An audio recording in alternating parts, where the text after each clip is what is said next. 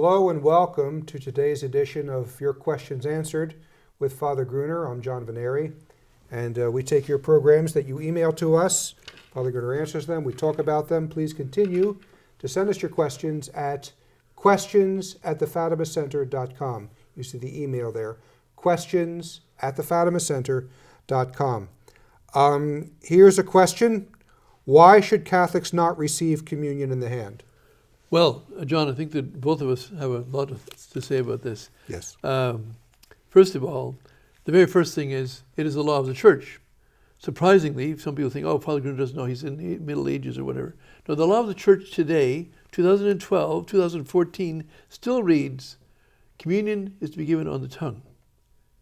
Having said that, there's what is called an indult, or a permission to go against the letter of the law under certain conditions. And those conditions are, there are 5 rules and 2 principles.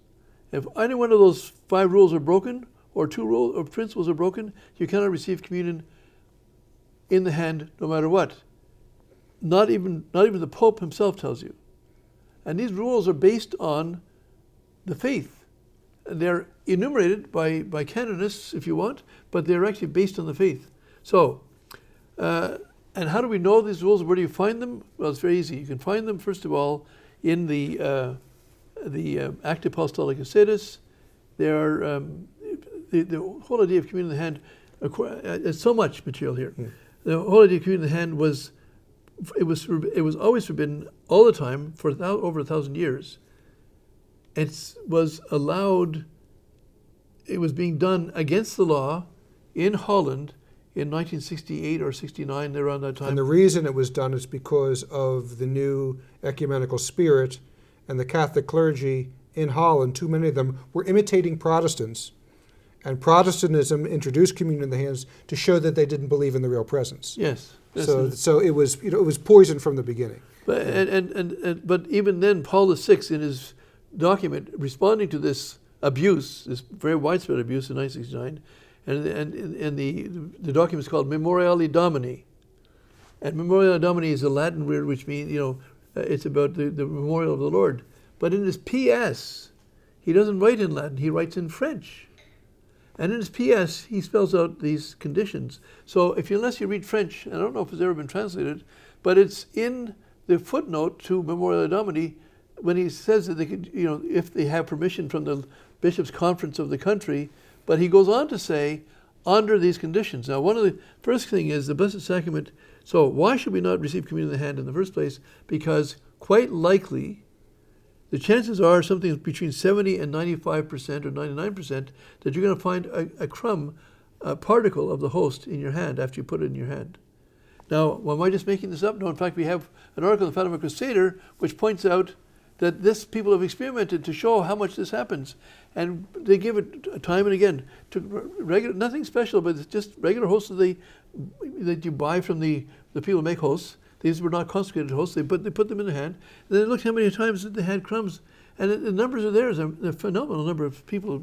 And our Lord is present in the smallest particle. And that is defined Catholic dogma. So the first reason we're not doing it is, that's why you don't do it, because you could leave a particle in your hand and you would be guilty of sacrilege, especially if you let that particle drop on the ground. Now, I actually, and that's one of the principles that they have, that there should be no danger of sacrilege, meaning if the host falls on the floor, it's a sacrilege. Now, whether you willed it or not, whether you knew it or not, you committed an act of sacrilege.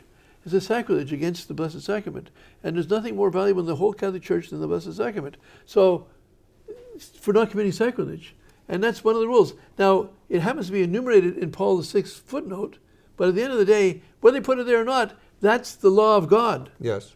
Okay, yes. So that's why we should not receive communion in the hand. And also, St. Thomas Aquinas pointed out in the 13th century that only that which is consecrated should touch that which is consecrated. You don't use a chalice at Mass if it's not been consecrated for God's service. And you don't use a chalice for drinking a glass of beer out of. Exactly, yes. And you don't use, even a ciborium or a paten if it's not been consecrated.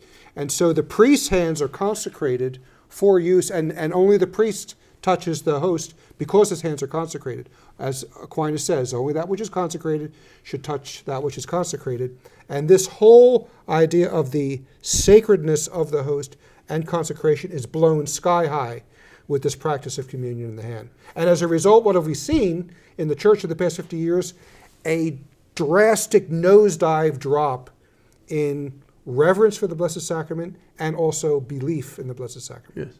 But in fact, as I'm sure you know, our practice follows our belief follows our practice.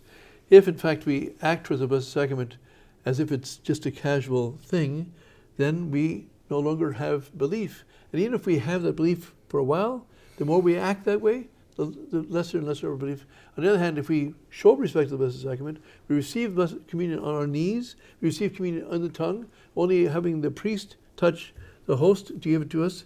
And of course, it's received on our tongue because that's what God intends us to receive it so we can consume it. So our Lord says, unless you eat the flesh of the Son of Man, you cannot have life in you. So we need to eat the flesh, of course, in the state of grace. But the point being is that we are not doing anything ourselves to touch it other than what is necessary for the act of Holy Communion. So the point being, though, that and whatever particles fall off on your tongue are consumed there, nevertheless. Yes. But whereas they fall in your hand, they're going to drop on the ground. It's an act of sacrilege. So that's the second. Is one of the rules. The thing is we have to make a part 2 here because Okay. we're over time.